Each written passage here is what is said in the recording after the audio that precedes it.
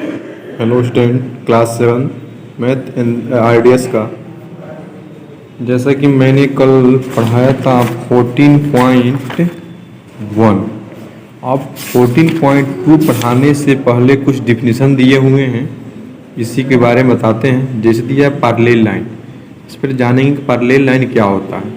दिया कि two line L and M in the same plane are said to parallel line if they do not intersect when produced in neatly in either direction, and we write इस प्रकार हम लिख सकते हैं क्या, L into M which is also L is parallel to M।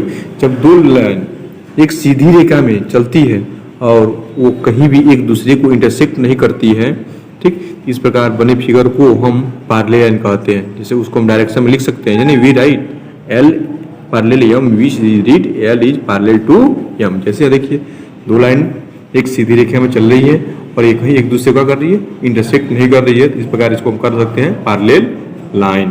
ठीक है, clear. अब आइए पैरेलल रे, इसका भी डिफिनेशन कुछ इस तरह है कि जब दो रे एक सीधी रेखा में चलती हैं, ठीक, दो रेखाएं एक सीधी रेखा में, टू रे एक सीधी रेखा में चलती है और वो भी कहीं एक दूसरे को प्रतिच्छेदित नहीं कर सकती है, इंटरसेक्ट नहीं कर सकती है, इस प्रकार बने फिगर को हम कर सकते हैं पैरेलल रे। जैसे कि दिया two ray are the parallel if the corresponding line determined by the them are parallel. In other word two ray same plane are parallel if they two the not intersect with other each extended infinitive beyond there is interior point. इसको हम आगे तक भी बढ़ाया जा सकता है। ठीक है, अब आ गया parallel segment. Two segment are parallel if the corresponding line determine the them are parallel. जब दो लाइन एक दूसरे को परसेंट नहीं करती हैं, ठीक, इन बीच की दूरी सेम होती है, वही कहलाता है पैरेलल सेगमेंट।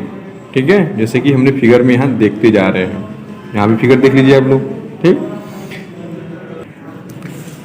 अब आता है ट्रांसवर्सल्स।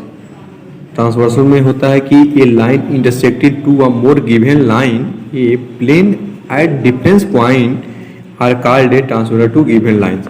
मतलब जब दो या दो से अधिक लाइन एक दूसरे को अलग अलग पॉइंट पे काटती है, तो इस प्रकार बने डिफरेंस पॉइंट बने एंगल को ट्रांसवर्सल, बने लाइन को ट्रांसवर्सल लाइन कहते हैं, दिए हुए लाइन का ट्रांसवर्सल कहते हैं। ठीक है, जैसे कि देखिए दो लाइन है, एक तीसरी लाइन पे से काटी हुई है, फिर यहाँ तीसरी लाइन काटी है, देखिए एक यहाँ पॉइंट पे काटी है और एक यहाँ काटी है, अलग अलग पॉइंट पे काटी है ना।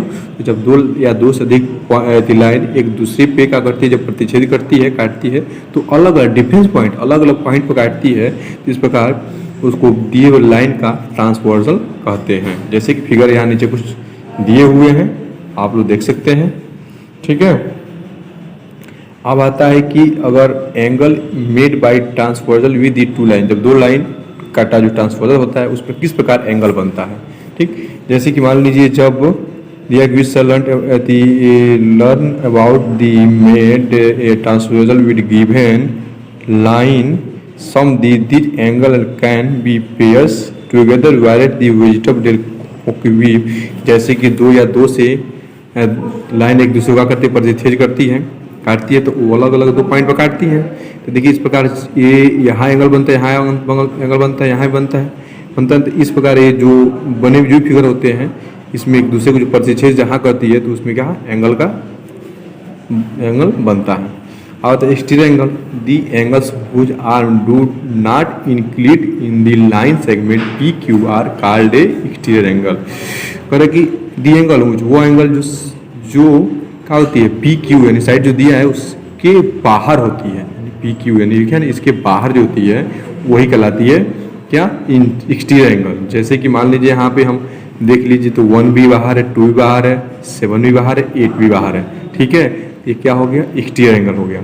अब आता है interior angle, the angle which are include line segment P Q R interior angle. जब जो भी एंगल इस पी क्यू के अंदर है, जैसे कि एंगल 3 हो गया, एंगल 4 हो गया, एंगल 5 हो गया, एंगल 6 हो गया, इसे कहते हैं हम इंटीरियर एंगल। जैसे यहाँ फिगर में कुछ दिया हुआ है, देख लीजिए P एंड Q लिखा हुआ है। ठीक है ना, यहाँ पे देखिए तो यहाँ 6 और 5 क्या है, ये इंटीरियर, ये दिया है, एक्सटीरियर का फिगर दिया है, जो भी एंगल एक्सटीरियर जो बाहर है, और ये दिया है इंटीरियर के जो भी एंगल अंदर है, जो 6 और 5, 3 और 4, ये क्या है हमारा इंटीरियर एंगल है।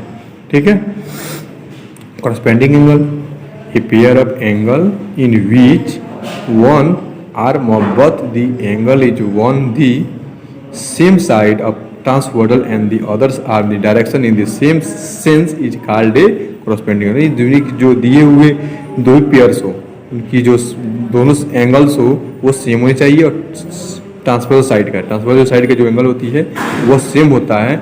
ठीक है, वही करस्पॉन्डिंग एंगल कहलाता है। जैसा कि इस फिगर में दिया हुआ है कि एंगल 1 इज का एंगल क्या होता है, ये 5 होता है। किसके द्वारा, ट्रांसवर्सल के द्वारा एंगल 1 इक्वल 5 होता है। इस प्रकार एंगल 2 इक्वल टू एंगल 6 होता है।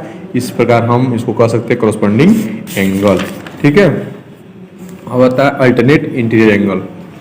ये pair of angle in which on arm of the each of the following angle is one opposite side of the transversal angle whose the arm include the segment PQ। सो यदि figure में दिया हुआ है interior angle देख लीजिए, pair of angle which one arm each of the angle is opposite side, यानी उसकी जो अपोजिट साइड जो होगी वह इक्वल होती है। जैसे भी ये भी हो गया, मान लीजिए अगर हम यहाँ 4 लेते हैं तो इसकी अपोजिट साइड ये 6 होगी। ठीक है ना, ये हो जाएगा हमारा अल्टरनेट इंटीरियर एंगल। ठीक है, इसके द्वारा। ठीक, अब आज अल्टरनेट एक्सटीरियर एंगल, जैसे कि फिगर में यहाँ दिया हुआ सेम वही प्रोसेस है। ठीक है, जैसे यहाँ दे दिया जाए तो ये 2 और 1, ये 8 और 7, इस प्रकार कुछ डिफिनेशन आपका कंप्लीट हुआ। अब उसके बाद एग्जाम्पल कुछ दिए हुए हैं, बहुत से एग्जाम्पल। एक एग्जाम्पल को आप लोग भी सॉल्व कीजिएगा, और जो भी डिफिनेशन बताया गया वो डिफिनेशन को आप लोग फेयर में लिखिए और उसको याद कीजिए और ग्रुप में सेंड कीजिए। और उसके बाद आगे जितनी भी एग्जाम्पल्स दिए हैं एग्जाम्पल्स को सॉल्व कीजिए, और जो भी प्रॉब्लम होती है वीडियो में कमेंट कीजिए, उस कमेंट को आप तक दूर करके पहुंचाया जाएगा।